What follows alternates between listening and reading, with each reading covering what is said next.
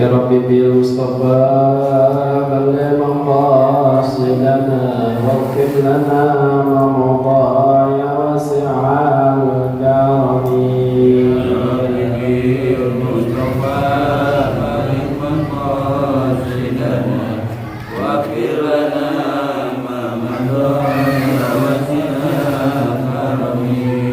محمد سيد الكونين والثقلين والخليقين من رب ومن عجم يا ربي المصطفى واغفر لنا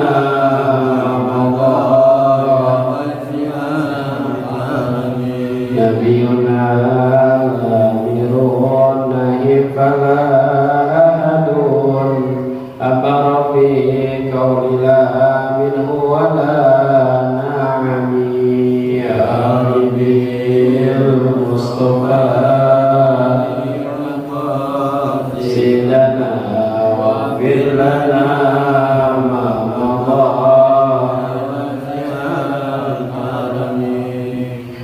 هو الحبيب الذي ترجى شفاعته لكل هول من الأهوال مقتحمي يا ربي المصطفى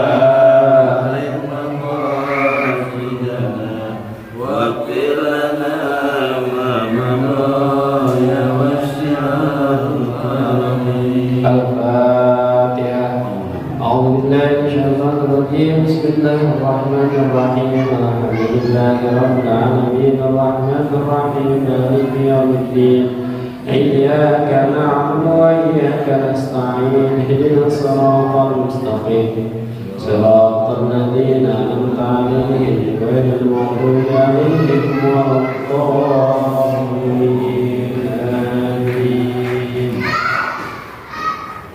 Bismillahirrahmanirrahim. Qala musannif rahimahullahu ta'ala wa adaman naf'abihi wa bi ulumihi wa bi barakatihi wa bikum fid dharain amin. Bismillahirrahmanirrahim. Wal maqalatu tsalitsata asyrata Anil Hasan al-Basri radhiyallahu anhu wa huwa min akabirit tabi'in. Makalah yang ke-13 dari Hasan al-Basri radhiyallahu anhu. Ini Hasan al-Basri adalah termasuk min akabirit tabi'in, para pembesar dari beberapa pembesar tabi'in. Dia kubar tabi'in. Jadi kan ada nabi, ada sahabat. Setelah sahabat habis, berikutnya adalah tabi'in. Nah, Imam Hasan al-Basri ini termasuk pembesarnya para tabi'in, gitu. Ulama yang terkemukanya gitu. Kubar tabi'in, Imam Hasan al-Basri, pembesarnya para tabi'in. Apa dalam makalahnya? Man la adaba lahu la ilma lahu. Orang yang tidak mempunyai adab, enggak punya ilmu baginya. Ini nasihat buat kita. Jadi kalau orang enggak punya ilmu, enggak punya adab, enggak punya ilmu, begitu. Jadi adablah yang sangat diutamakan. Kadang orang ada ilmunya banyak, ilmunya tinggi, tapi tidak berakhlak, tapi tidak beradab, begitu. Dia hanya kagum dengan keilmuannya, dia merasa besar dengan keilmuannya, dia merasa yang paling mulia dengan keilmuannya, gitu. Sehingga akhlaknya, adabnya tidak dipakai sesama manusia, gitu. Dianggapnya orang itu remeh di hadapannya, hina di hadapannya, gitu.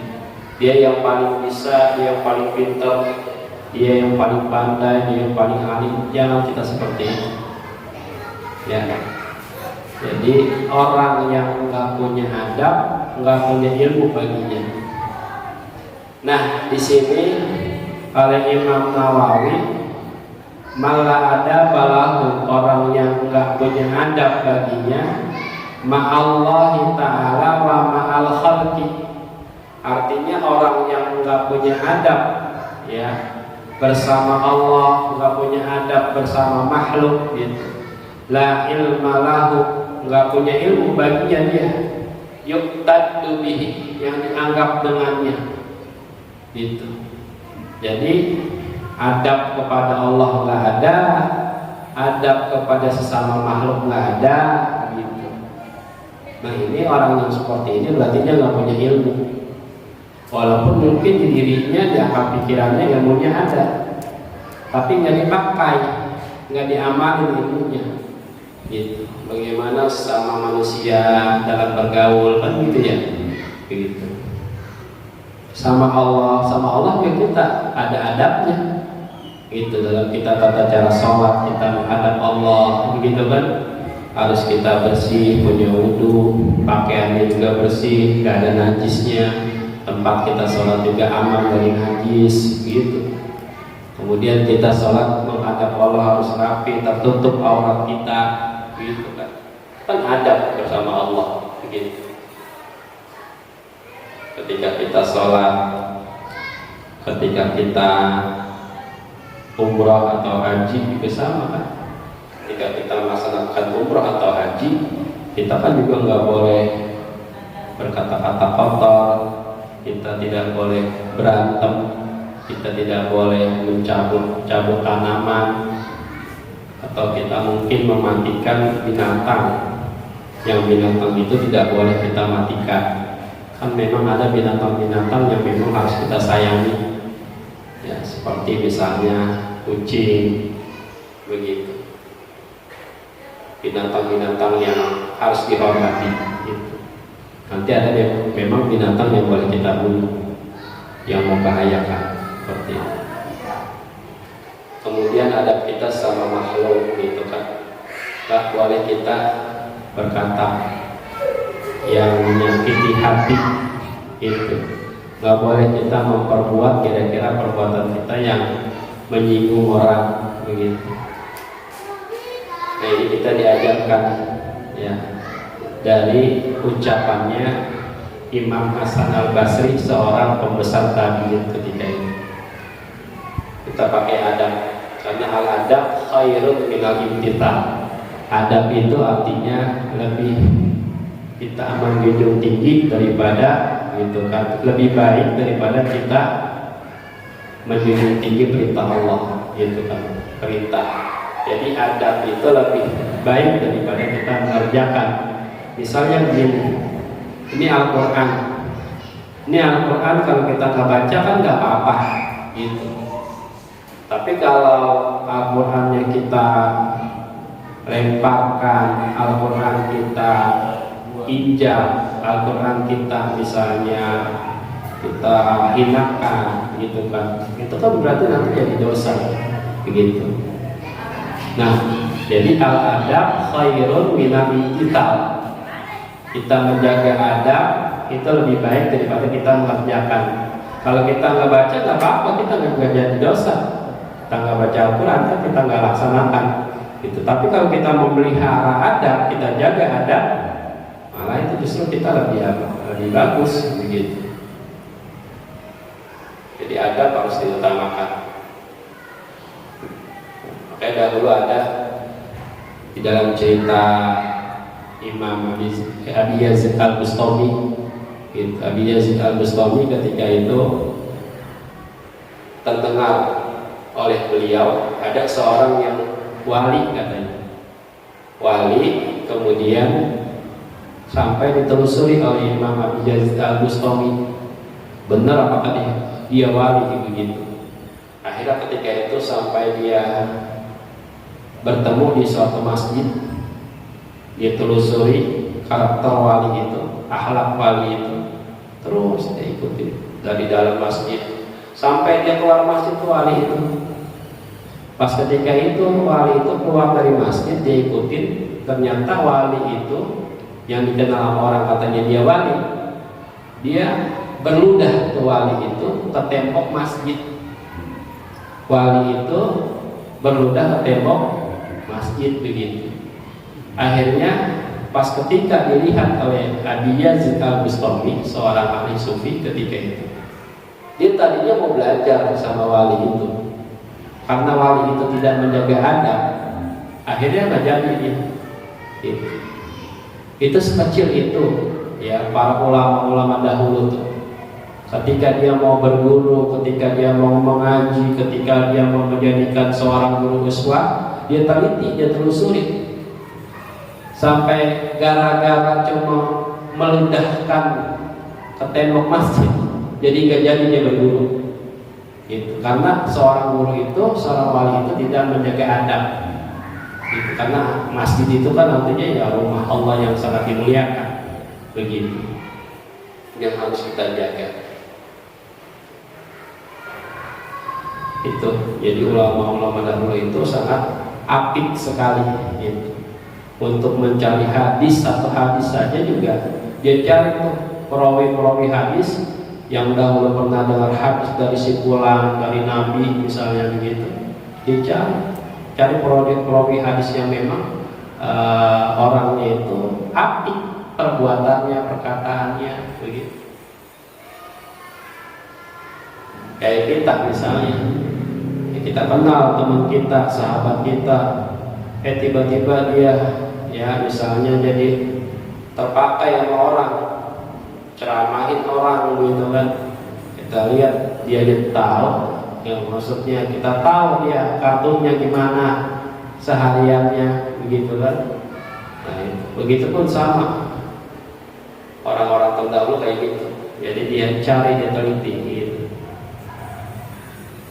Nah kemudian wa mala sabra lahu la dinalahu. Orang yang enggak sabar, yang kedua, la dinalahu, dia enggak mempunyai agama kalau enggak sabar. Jadi sabar itu kan ada sabar di atas taat, kita melaksanakan Allah, melaksanakan perintah Allah. Ada sabar di atas musibah, terkena musibah. Ada sabar di atas maksiat, ada sabar di atas masyaqqah, kesulitan gitu. Sabar di atas taat, kita laksanain sholat, kita melaksanakan misalnya puasa, haji gitu ya, thalabul ilmi yang wajib buat kita gitu. Nah itu kita harus sabar melaksanakan ketaatan kita kepada Allah Subhanahu wa Ta'ala. Memang banyak gangguannya kan, apalagi kita mau sholat jamaah, apalagi kita mau puasa misalnya, apalagi kita mau sedekah, berinfak, itu gangguannya kan banyak tuh. Ya, ada aja gangguannya tuh. Ya, bisa jadi dari istri kita, bisa jadi dari anak kita, itu gangguannya. Bisa jadi dari tetangga kita, dari teman kita, begitu. Banyak tuh gangguannya. Gitu. Nah, gangguan-gangguan itu harus kita lewati dan kita sabari, supaya kita terus istiqomah di atas taat kepada Allah, begitu hadirin sekalian. Itu sabar di atas taat. Yang kedua sabar di atas maksiat, gitu. Misal teman kita ngajak kita untuk mencuri, untuk korupsi, untuk tanda tangan yang gak jelas proyeknya, ya tanda tangan, tak proyeknya dapatnya ya, marginnya segini, keuntungannya segini, gitu. Ya, menipu dengan kwitansi dan lain sebagainya, gitu. Nah itu kita harus sabar, kita harus lewatin kayak gitu. Sabar di atas maksiat. Gitu. Yang ketiga, kita sabar di atas musibah. Gitu. Ada kematian, Mungkin di antara keluarga kita, bisa istri kita, anak kita, atau orang tua kita, atau saudara kita, begitu. Kita sabar di atas musibah. Memang ada bagiannya, gitu. Memang kalau ahli tasawuf, ya, ahli tasawuf itu dia lebih fokus kepada hakikat, begitu. Kayak saya punya guru, Allah yarham, Syekh Muhammad Muhajirin, menurut cerita-cerita dari murid-muridnya, itu beliau kalau sakit nggak mau berobat, salah nggak tuh? Hah? Sakit nggak mau berobat, salah nggak? Hah?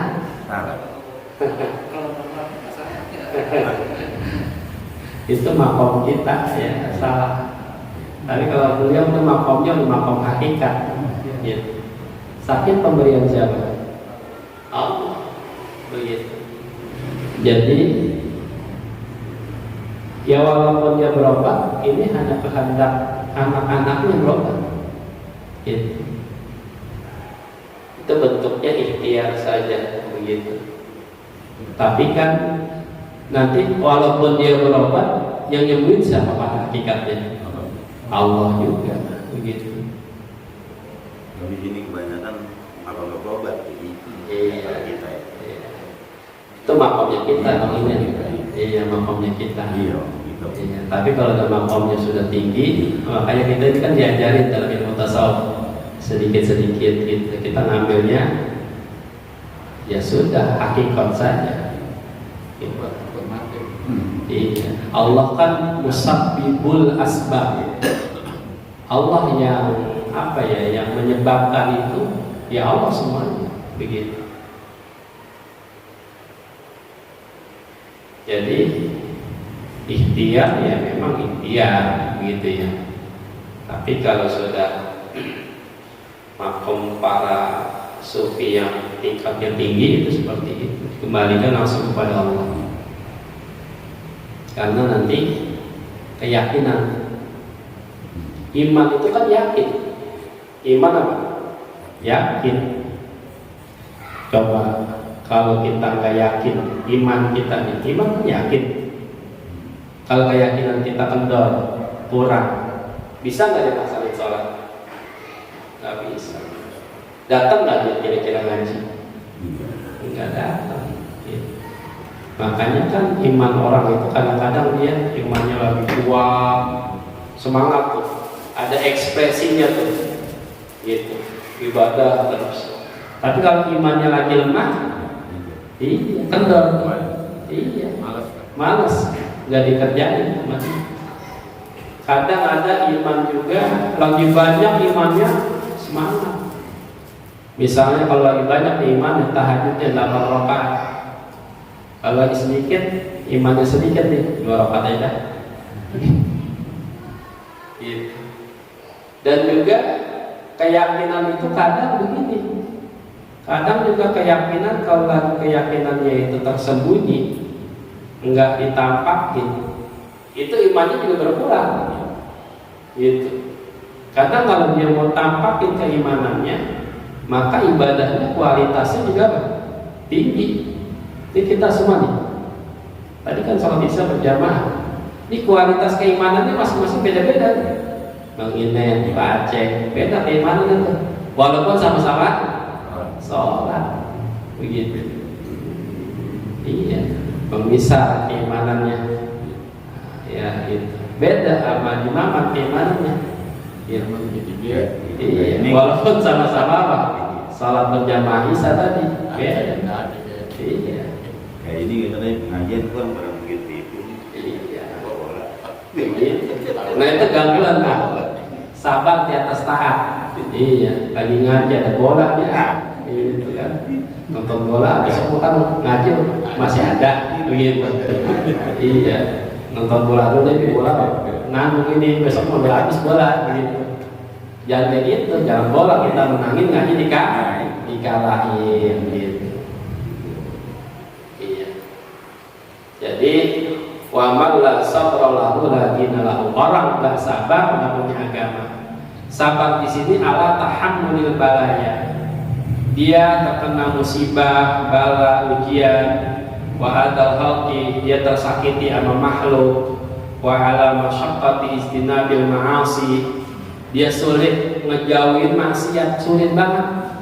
Ya Allah Ustaz, kadang-kadang kita udah mikir-mikir, kita udah jauhin dia, ada aja gitu, ada aja dia musiknya, godainnya bisa aja sampai kita apa? Masuk ke ranah dia begitu. Nah kita coba udah gitu. Kalau emang lingkungan kita udah udah nggak bisa kita